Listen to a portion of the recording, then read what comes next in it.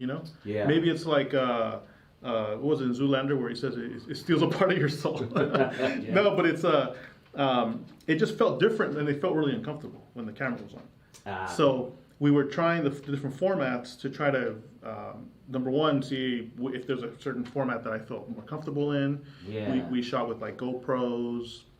We did multi-angle, multicam shots. Yeah. We did ones where it's just me talking like about just ideas that I want to talk about. We did me interviewing Going someone back and forth, else. Yeah, we yeah. did back and forth things.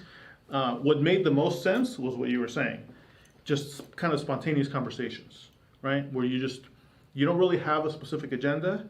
You just kind of let the conversation flow, and it just kind of takes its own direction.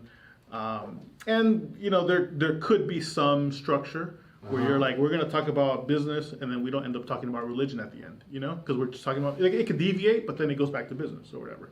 Or if we talk about like filmmaking, you know, like we could talk about all kinds of other things, but as long as it kind of goes back to filmmaking, you know. So there is a certain amount of structure that it can have, but it's still fairly loose, you know. Yeah. And that seems to be the format that was working well. That's this format. But I still felt uncomfortable on camera, so I wanted to do an audio podcast to just kind of get more used to, because I mean, when you're kind of doing it on your own, you're just there kind of talking to yourself,